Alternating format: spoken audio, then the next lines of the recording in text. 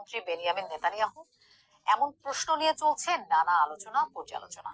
গাজার গণহত্যা আর ইসরায়েলি জিম্মি উদ্ধারে ব্যর্থতায় ঘরে বাইরে যে চাপে ছিলেন নেতানিয়াহু, তা যেন হঠাৎই আড়ালে চাপা পড়ে গেছে। বিদেশি ত্রাণকর্মী নিহতের ঘটনায় নেতানিয়াহুর সাথে হওয়া মান অভিমানও যেন ভুলে গেছে পশ্চিমা শক্তি। বিশ্লেষকরা বলছেন, মধ্যপ্রাচ্যের সংঘাত যত দীর্ঘ হবে তত বেশি লাভবান হবে নেতানিয়াহু। শিয়া বাটার, অ্যালোভেরা ও ভিটামিন ই সমৃদ্ধ লিলি বিউটি সোপ। নেতানিয়াহু প্রশাসনের বিরুদ্ধে ক্ষোভে উত্তাল তেল আবিব। হামাসের হাতে বন্দী ইসরায়েলিদের উদ্ধারে ব্যর্থতার অভিযোগ এনে প্রধানমন্ত্রীর পদত্যাগ দাবি সাধারণ মানুষের। গেল কয়েক মাস ধরে এমন দৃশ্য অনেকটাই নিয়মিত ঘটনায় পরিণত হয়েছে তেল আবিবে। গেল 7 মাস ধরে গাজায় চলছে ইসরায়েলি গণহত্যা। শুরুতে বিভিন্ন দেশ মুখে কুলু করে থাকলেও সময়ের সাথে সাথে ইসরায়েলি আগ্রাসন বন্ধে সোচ্চার সবাই।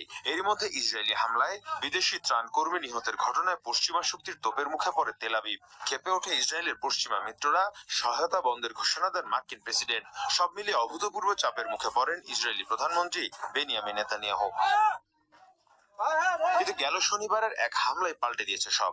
তেল আবিবের প্রতি যে রুষ্ট মনোভাব ছিল পশ্চিমের, তা যেন বদলে গেছে একটি পলকেই। তেহরানের ছোড়া ড্রোন আর ক্ষেপণাস্ত্র ঠেকাতে ইসরায়েলকে রক্ষায় রীতিমতো ঝাঁপিয়ে পড়ে যুক্তরাষ্ট্র এবং এর মিত্ররা। মন কষাকষি ভুলে আগের মতোই ঘনিষ্ঠ মাখামাখি সম্পর্কে তেল আবিব ওয়াশিংটন। আড়ালেই পড়ে গেছে নেতানিয়াহু প্রশাসনের সব ব্যর্থতা। ফলে রাজনৈতিকভাবে যেন নতুন জীবন মিলেছে নেতানিয়াহুর। যুদ্ধবিরতি যেন না হয় তা নিশ্চিতে প্রয়োজনীয় সব পদক্ষেপ নেবেন নেতানিয়াহু।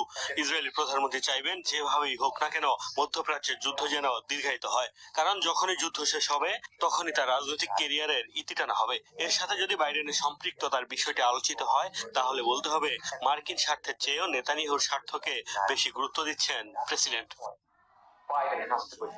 গাজায় গণহত্যা ইস্যুতে মধ্যপ্রাচ্যের দেশগুলোর সাথেও দূরত্ব সৃষ্টি হয়েছিল ইসরায়েলের। তেল আবিবের সমালোচনায় যে জর্ডান ছিল সবচেয়ে মুখর, সেই দেশটি ইরানের ছোড়া মিসাইল ঠেকাতে ছিল সবচেয়ে তৎপর। ফলে ইরানের এই হামলাকে মধ্যপ্রাচ্যের মুসলিম দেশগুলোর সাথে ইসরায়েলের সম্পর্ক জোড়া লাগানোর সুযোগ হিসেবেও দেখা হচ্ছে। মীর মুশফিকা হাসান, যমুনা নিউজ।